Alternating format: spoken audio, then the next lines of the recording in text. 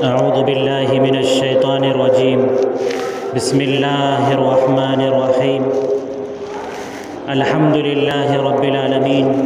والصلاة والسلام على سيد الأنبياء والمرسلين. أما بعد، فقد قال الله تبارك وتعالى في كتابه المبين: لقد كان لكم أسوة حسنة في رسول الله لمن كان يرجو الله واليوم الآخر وذكر الله كثيرا. صدق اللہ العظیم. بھائی اور دوستو، یہ ربیع الاول کا مہینہ ہے. یہ نبی کریم صلی اللہ علیہ وسلم کی ولادت کا باسعادت موقع ہے. یہ بات ضرور ہے کہ ہم رسول اللہ صلی اللہ علیہ وسلم سے محبت کرتے ہیں. نبی کریم صلی اللہ علیہ وسلم کی محبت ایمان کی شرط ہے. بغیر نبی کریم صلی اللہ علیہ وسلم کے محبت کے آدمی مسلمان ہو ہی نہیں سکتا ہے. آپ صلی اللہ علیہ وسلم سے عقیدت کی جائے، آپ صلی اللہ علیہ وسلم سے محبت کی جائے، آپ صلی اللہ علیہ وسلم سے اپنا اظہار تعلق کیا جائے، یہ نہایت ہی ضروری ہے. کسی شاعر نے کہا ہے، محمد کی غلامی دین حق کی شرط اول ہے، اگر ہو اس میں خامی تو سب کچھ نامکمل ہے. نبی کریم صلی اللہ علیہ وسلم کی غلامی یہ دین کی پہلی شرط ہے. اگر اس شرط میں کچھ کمی ہوتی ہے، کچھ کوتاہی ہوتی ہے، تو اس شخص کے ایمان کی، اسلام کی تکمیل ہی نہیں ہو سکتی ہے. لیکن بھائیو اور دوستو، ساتھ ہی یہ بھی ضروری ہے کہ جس طریقے سے ہم نبی کریم صلی اللہ علیہ وسلم سے عقیدت رکھتے ہیں، محبت رکھتے ہیں، اسی طریقے سے نبی کریم صلی اللہ علیہ وسلم سے محبت کے لیے چند شرائط کا پایا جانا بھی ضروری ہے. چند شرطیں ایسی ہیں جن کے بغیر محبت کا دعویٰ صرف دعویٰ تو ہو سکتا ہے، زبانی جمع و خرچ تو ہو سکتا ہے، لیکن اس کو حقیقی محبوب نہیں کہا جا سکتا. وہ نبی کریم صلی اللہ علیہ وسلم کا حقیقی محب، آقا صلی اللہ علیہ وسلم سے حقیقت میں محبت کرنے والا نہیں ہو سکتا. کسی شاعر نے کہا ہے، تاصل الہ وانت تظہر حبہ،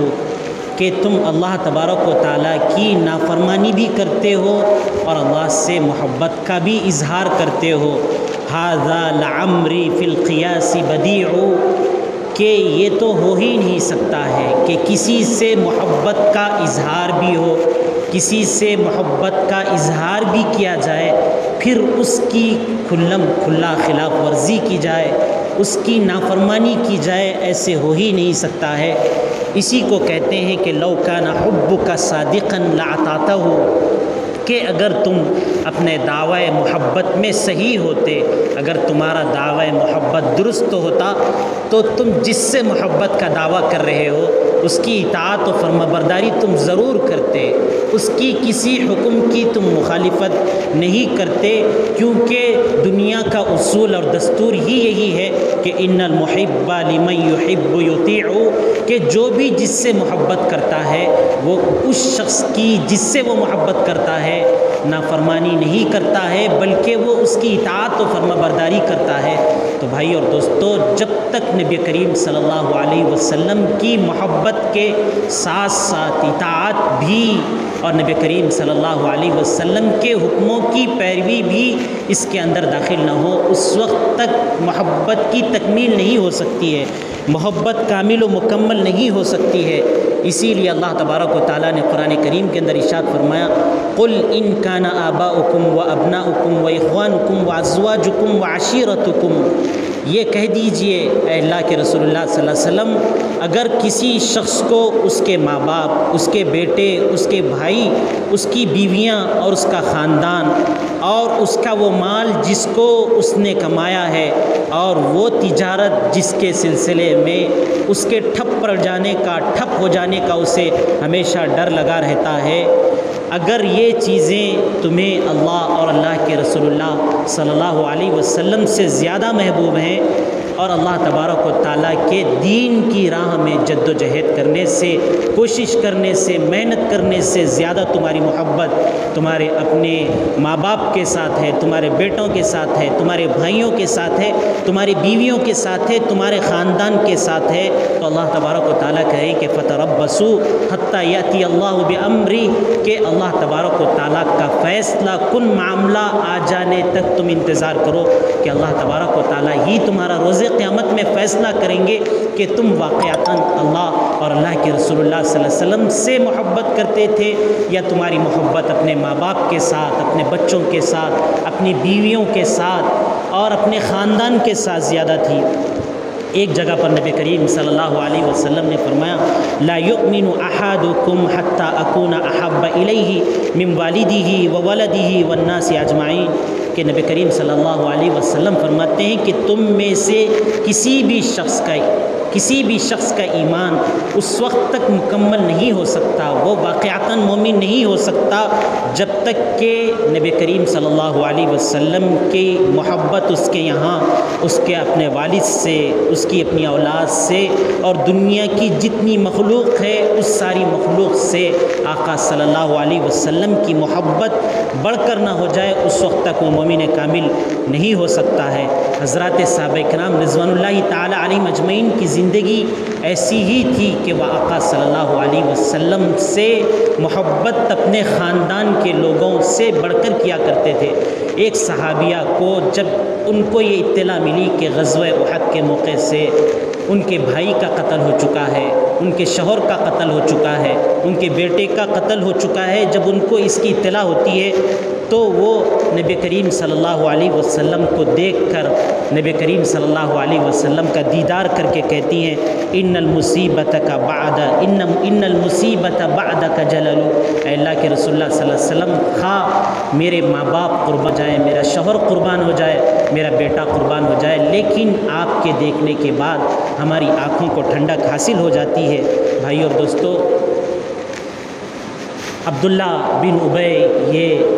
مدینہ کے منافق تھا۔ جب نبی کریم صلی اللہ علیہ وسلم مدینہ تشریف لائے ہیں تو یہ نبی کریم صلی اللہ علیہ وسلم کے خلاف، آپ صلی اللہ علیہ وسلم کو تکلیف پہنچانے کے لیے یہ ہر قسم کی تدبیریں کیا کرتا تھا۔ ان کے بیٹے ان کا نام بھی عبداللہ ہے۔ اس منافق جو رئیس المنافقین تھا، جو منافقوں کا سردار تھا، ان کے بیٹے نے جب اس نے نبی کریم صلی اللہ علیہ وسلم کے خلاف، آپ صلی اللہ علیہ وسلم کے خلاف بدزبانی کی تو بیٹے نے کہا اے اللہ کے رسول اللہ صلی اللہ علیہ وسلم لو شئت لأتیتک رأسہ، اے اللہ کے رسول اللہ صلی اللہ علیہ وسلم اگر آپ کہہ دیں تو میں اپنے باپ کا سر کاٹ کر آپ کی خدمت میں حاضر کر دوں۔ یہ صحابہ کرام کی نبی کریم صلی اللہ علیہ وسلم کے ساتھ محبت تھی۔ ایک مرتبہ حضرت عمر بن خطاب رضی اللہ تعالیٰ عنہ ہیں، وہ کہتے ہیں واللہ لانت احب الی یا رسول اللہ، اے اللہ کے رسول اللہ صلی اللہ علیہ وسلم آپ مجھ کو ساری مخلوق میں سب سے زیادہ محبوب ہیں، لیکن انہوں نے فرمایا الا نفسی، لیکن اللہ کے رسول اللہ صلی اللہ علیہ وسلم آپ کے مقابلے میں میری اپنی جان آپ کے مقابلے میں زیادہ محبوب ہے۔ تو نبی کریم صلی اللہ علیہ وسلم نے حضرت عمر بن خطاب رضی اللہ تعالیٰ عنہ سے فرمایا کہ لا یؤمن احدکم حتی اکون احب الیہ من نفسی، اے عمر بن الخطاب جب تک تمہاری محبت،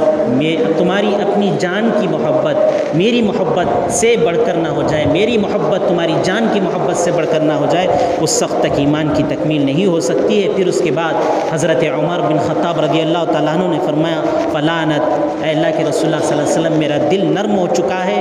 آپ کی محبت میری اپنی جان کی محبت سے بھی زیادہ ہے۔ اس وقت نبی کریم صلی اللہ علیہ وسلم نے فرمایا کہ اللہ تبارک و تعالیٰ جو جس کے ساتھ محبت کرتا ہے اللہ تبارک و تعالیٰ اس کے ساتھ اس کا حشر کرتے ہیں۔ اسی لیے اللہ تبارک و تعالیٰ قرآن کریم کے اندر ارشاد فرماتے ہیں قل ان کنتم تحبون اللہ فاتبعونی، کہ تم اگر مجھ سے محبت کا دعویٰ کرتے ہو، اگر رسول اللہ صلی اللہ علیہ وسلم کے ساتھ ہمیں محبت کا دعویٰ ہے تو اللہ تبارک و تعالیٰ نبی نبی کریم صلی اللہ علیہ وسلم کو مخاطب کر کے کہتے ہیں کہ اگر تم اپنے دعوی محبت میں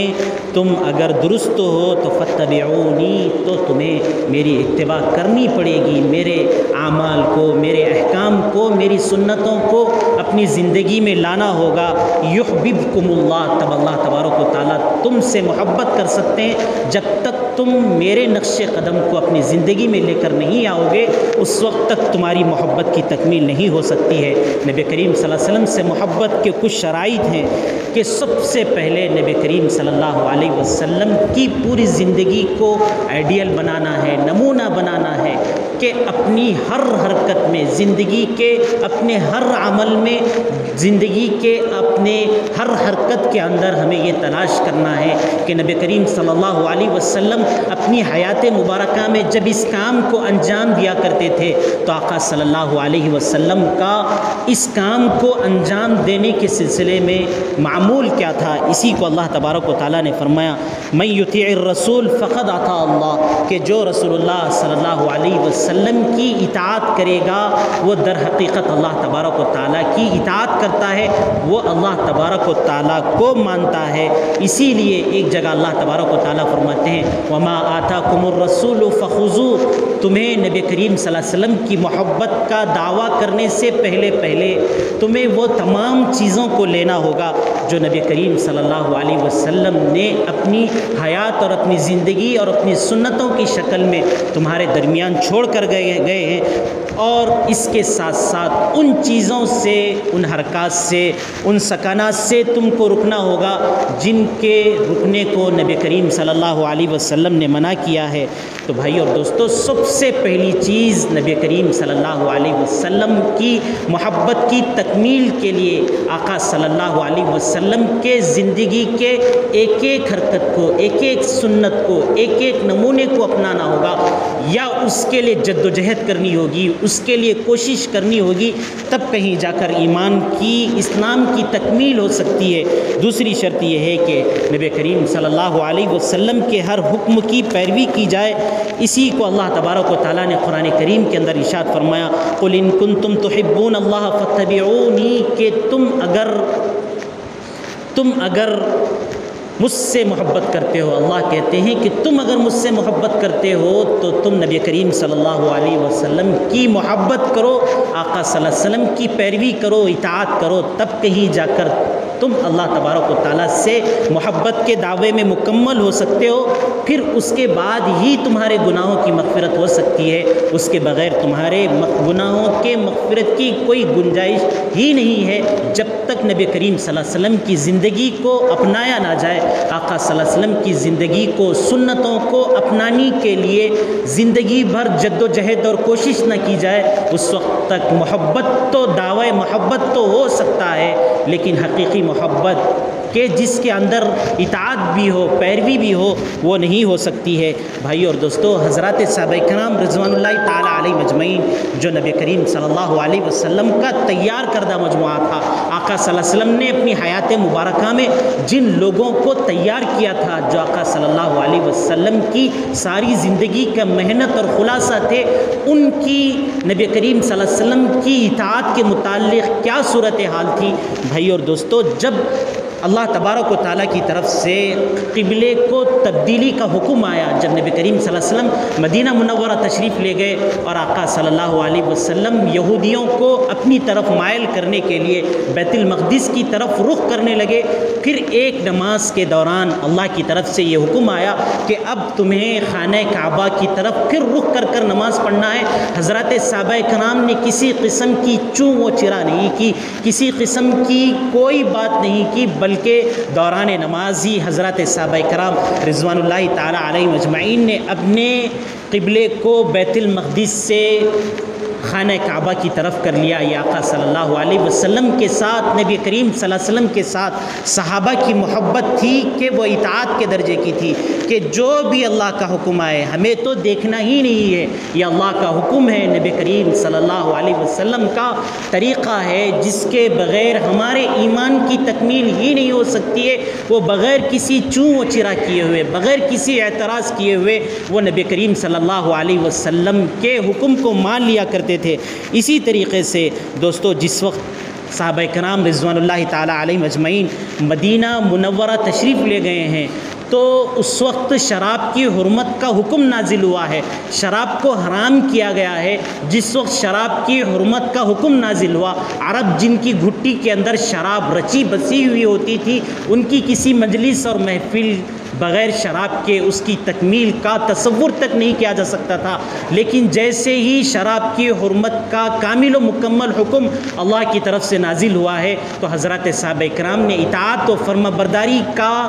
ایسا نمونہ پیش کیا کہ نہ انہوں نے صرف اپنی پینے والی شراب کو بلکہ تجارت کی غرض سے جتنی شراب رکھی ہوئی تھی اس ساری کی ساری شراب کو مدینے کی گلیوں کے اندر اس کو بہا دیا۔ یہ صحابہ کرام رضوان اللہ تعالیٰ علیہ اجمعین کی نبی کریم صلی اللہ علیہ وسلم کے ساتھ اللہ کے حکموں کے ساتھ ان کی اطاعت تھی، یہ فرما برداری تھی۔ بھائیو اور دوستو، حضرت عمر بن خطاب رضی اللہ تعالیٰ عنہ ہیں، خانہ کعبہ کے اندر جو حجر اسود ہے اس کا استعلام کیا جاتا ہے یا اس کا بوسہ لیا جاتا ہے، تو جب حضرت عمر بن خطاب رضی اللہ تعالیٰ عنہ حجر اسود کے پاس پہنچے ہیں کہ اس کا استعلام کیا جائے، اس کا بوسہ لیا جائے، تو انہوں نے فرمایا کہ انی اعلم انک لا تنفع ولا تضر، اے حجر اسود میں جانتا ہوں کہ تو نہ تو نفع پہنچا سکتا ہے نہ نقصان پہنچا سکتا ہے۔ ولولا اننی رأیت رسول اللہ صلی اللہ علیہ وسلم یقبلک ما قبلتک، اگر میں نے رسول اللہ صلی اللہ علیہ وسلم کو تم کو بوسہ دیتے ہوئے نہ دیکھا ہوتا تو میں نے تمہارا ہرگز بوسہ لیا ہوا نہ ہوتا۔ یہ نبی کریم صلی اللہ علیہ وسلم فرما رہے ہیں۔ اسی طریقے سے بھائی اور دوستو دوسرے دیگر نمونے ہیں حضرات صحابہ کرام رضوان اللہ تعالیٰ علیہم اجمعین کے کہ وہ کس طریقے سے نبی کریم صلی اللہ علیہ وسلم کی اطاعت کرتے تھے۔ حضرت عمر بن خطاب رضی اللہ تعالیٰ عنہ کے بیٹے ہیں، عبداللہ بن عمر رضی اللہ تعالیٰ عنہ ہیں، ان کے بارے میں آتا ہے کہ ایک دفعہ وہ کسی جنگل سے گزر رہے تھے، جب وہ گزر رہے تھے تو ایسی جگہ پر ان کا گزر ہوا جس جگہ پر نبی کریم صلی اللہ علیہ وسلم گزرے تھے۔ گزرنے کے بعد چند قدم نبی کریم صلی اللہ علیہ وسلم آگے بڑھے، آگے بڑھنے کے بعد پھر پیچھے کسی غرض سے تشریف لائے، پھر آقا صلی اللہ علیہ وسلم پھر وہاں سے پھر چلے، تو بعد کے دور میں جب نبی کریم صلی اللہ علیہ وسلم کا وصال ہو چکا، حضرت ابن عمر رضی اللہ تعالیٰ عنہ، حضرت عبداللہ بن عمر رضی اللہ تعالیٰ عنہ کا اس جگہ پر گزر ہو رہا ہے تو وہ بھی اس جگہ پر چند قدم جہاں تک رسول اللہ صلی اللہ علیہ وسلم آگے بڑھے تھے وہ بھی آگے جاتے، آگے جا کر پھر وہاں سے واپس آ کر اس جگہ پر پہنچتے جس جگہ پر نبی کریم صلی اللہ علیہ وسلم اپنی حیات مبارکہ میں واپس آئے تھے۔ پھر اس کے بعد آگے چلتے ہیں تو لوگ پوچھتے ہیں کہ آپ کا یہ کیا معمول ہے، آپ نے ایسے کیوں کیا، آپ آگے بڑھے، آگے بڑھ کر پیچھے آئے، پیچھے آ کر پھر آپ آگے جانے لگے، تو انہوں نے کہا کہ کوئی وجہ نہیں ہے، بلکہ صرف میرا یہ عمل اس لیے ہے کہ نبی کریم صلی اللہ علیہ وسلم اپنی حیات مبارکہ میں جس وقت اس جگہ سے گزرے ہیں تو نبی کریم صلی اللہ علیہ وسلم شاید اپنی کسی ضرورت کی وجہ سے آگے جا کر پیچھے آئے ہوں، لیکن آقا صلی اللہ علیہ وسلم کی محبت کا تقاضا یہ ہے، میری اپنا ضمیر یہ گوارا نہیں کرتا ہے کہ نبی کریم صلی اللہ علیہ وسلم کی اس سنت کو بھی چھوڑ دوں کہ آقا صلی اللہ علیہ وسلم آگے جا کر پیچھے آئے تھے، میں بھی اسی طریقے سے کروں گا۔ اسی طریقے سے دوستو حضرت انس رضی اللہ تعالیٰ عنہ ہیں، نبی کریم صلی اللہ علیہ وسلم کا معمول تھا کہ آپ صلی اللہ علیہ وسلم جب کھانا تناول فرمایا کرتے تھے تو کھانے کے اندر سے کدو کو تلاش کیا کرتے تھے اور یہ کہا کرتے تھے کہ کدو مجھے بہت زیادہ محبوب ہے، مجھے بہت زیادہ پسندیدہ ہے۔ حضرت انس رضی اللہ تعالیٰ عنہ کہتے کہ میری پوری زندگی کا معمول تھا کہ جہاں بھی میں کدو کو پاتا تو آقا صلی اللہ علیہ وسلم کی سنت میں اس کدو کو اپنی طبیعت کے نہ چاہتے ہوئے بھی اس کو کھا لیا کرتا۔ تو بھائی اور دوستو حقیقی محبت تو اس کو کہتے ہیں، صرف محبت کا دعویٰ یہ محبت کے لیے کافی نہیں ہوتا ہے۔ صحابہ کرام رضوان اللہ تعالیٰ علیہ مجمعین نبی کریم صلی اللہ علیہ وسلم کی عام زندگی، نبی کریم صلی اللہ علیہ وسلم کے عام معمول کو جس کو اپنانا کوئی ضروری بھی نہیں ہوتا ہے، ایسی جگہ پر بھی وہ نبی کریم صلی اللہ علیہ وسلم کی اطاعت کرتے، فرما برداری کرتے۔ بھائی اور دوستو اسی طریقے سے نبی کریم صلی اللہ علیہ وسلم کی محبت کا تقاضا یہ ہے کہ آپ صلی اللہ علیہ وسلم کی زندگی کے ہر معمول کو اپنی زندگی میں لایا جائے۔ حسن بن علی رضی اللہ تعالیٰ عنہ ہیں، عبداللہ بن عباس رضی اللہ تعالیٰ عنہ ہیں، عبداللہ بن جعفر رضی اللہ تعالیٰ عنہ ہیں، یہ تینوں ایک دفعہ حضرت ام سلمہ رضی اللہ تعالیٰ عنہ کے پاس یہ تینوں آتے ہیں، آ کر ان سے مطالبہ کرتے ہیں کہ ہمیں وہ کھانا کھلاؤ جس کو نبی کریم صلی اللہ علیہ وسلم کھایا کرتے تھے۔ چونکہ بعد کے دور میں مسلمانوں کے یہاں فتوحات کی کثرت ہو گئی تھی، مال و دولت کی کثرت ہو گئی تھی، انہوں نے کہا کہ ہمیں تو وہ کھانا کھانا ہے جو نبی کریم صلی اللہ علیہ وسلم اپنی زندگی میں کھایا کرتے تھے۔ چنانچہ وہ حضرت ام سلمہ رضی اللہ تعالیٰ عنہ سے مطالبہ کر کے اس کھانے کو پکانے کو لگاتے ہیں، اور جو نبی کریم صلی اللہ علیہ وسلم کھانا کھائے تھے اس کھانے کو کھاتے ہیں۔ اسی طریقے سے بعض حضرات صحابہ کرام، نبی کریم صلی اللہ علیہ وسلم کا دور تو وہ دور تھا کہ جس دور کے اندر مالی فراوانی نہیں تھی، نبی کریم صلی اللہ علیہ وسلم پر خود تین دن فاقے کے ایسے گزر جاتے کہ حضرت بلال رضی اللہ تعالیٰ عنہ کہتے ہیں مالی ولی بلال، ان کے میرے لیے، حضرت بلال کے لیے اتنا کھانا نہیں ہوتا تھا کہ جس کو بلال کی بغل بھی چھپا لے۔ تین دن تک ایسے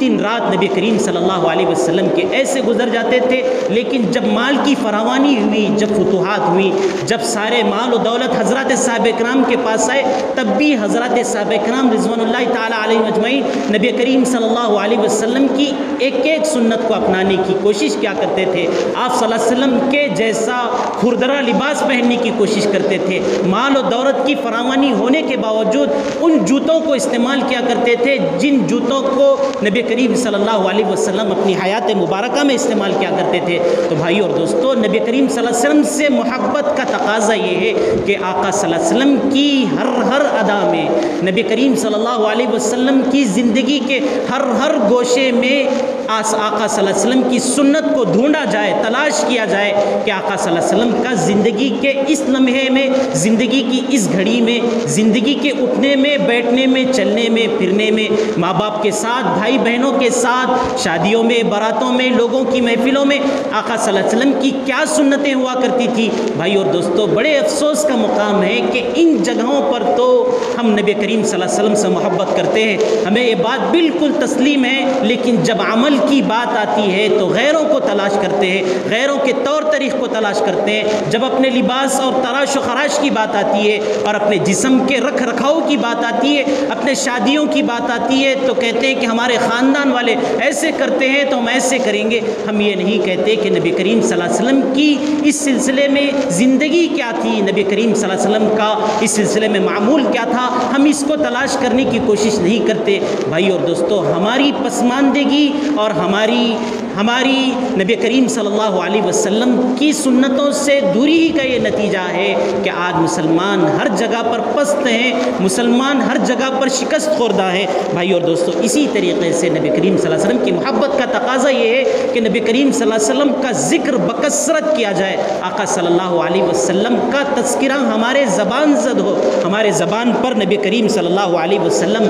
کا ذکر ہو۔ حضرات صحابہ کرام رضوان اللہ تعالیٰ علیہ مجمعین جب نبی کریم صلی اللہ علیہ وسلم مکہ سے مدینے کو ہجرت کر کے تشریف لا رہے ہیں تو اشعار کو گنگنا رہے ہیں، طلع البدر علینا، یہ نبی کریم صلی اللہ علیہ وسلم سے حقیقی محبت، نبی کریم صلی اللہ علیہ وسلم کی حقیقی اطاعت کا کہ نہایت خوشی سے پھولے نہیں سما رہے ہیں، اور نبی کریم صلی اللہ علیہ وسلم کو دیکھ کر بچیاں تو چھوڑیے، بڑے تو چھوڑیے، چھوٹے بچے آقا صلی اللہ علیہ وسلم کو دیکھ کر خوشیوں سے گنگنا رہے ہیں۔ تو بھائی اور دوستو، نبی کریم صلی اللہ علیہ وسلم سے محبت کا تقاضا یہ ہے کہ آقا صلی اللہ علیہ وسلم کا بکثرت تذکرہ کیا جائے۔ آقا صلی اللہ علیہ وسلم کے ایک صحابی ہیں، وہ اپنے گھر پر تھے، نبی کریم صلی اللہ علیہ وسلم کی یاد آ گئی، یاد آنے کے بعد مجلس میں پہنچنے کے بعد کہتے ہیں اے اللہ کے رسول اللہ صلی اللہ علیہ وسلم، میں گھر میں بیٹھا ہوا تھا،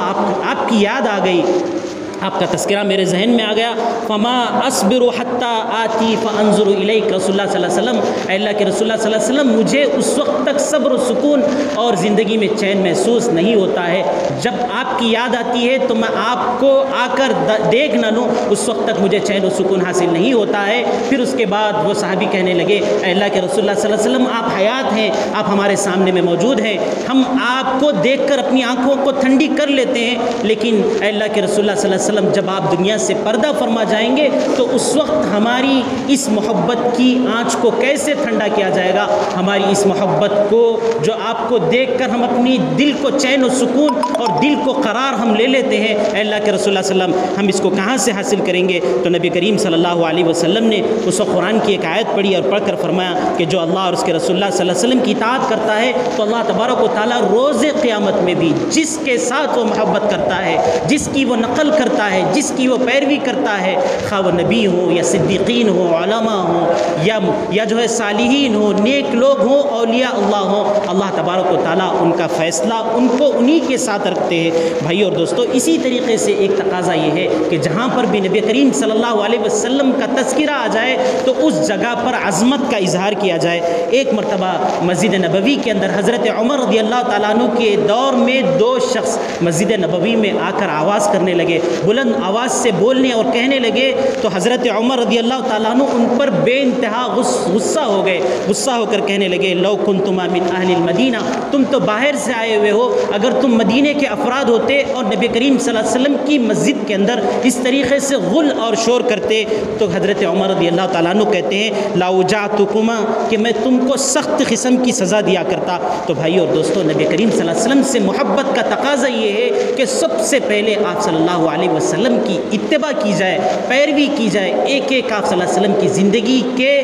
لمحات کو، گھڑیوں کو تلاش کر کے اس کو زندگی میں اپنانے کی کوشش کی جائے۔ اسی طریقے سے نبی کریم صلی اللہ علیہ وسلم کا جو جتنا ذکر کرتا ہے، جو یہ اس کے اتنی محبت کا وہ اپنی طرف سے اظہار کرتا ہے۔ اسی طریقے سے جہاں بھی نبی کریم صلی اللہ علیہ وسلم کا ذکر آئے تو نبی کریم صلی اللہ علیہ وسلم کے لیے درود کو پڑھا جائے۔ تو بھائی اور دوستو، ہم اللہ تبارک و تعالیٰ سے دعا ہے کہ اللہ تبارک و تعالیٰ ہم تو نبی کریم صلی اللہ علیہ وسلم سے محبت کرتے ہیں، حقیقی اطاعت، حقیقی محبت، حقیقی فرما برداری، حقیقی تعظیم کرنے کی توفیق بھی اللہ عز و جل ہمیں عطا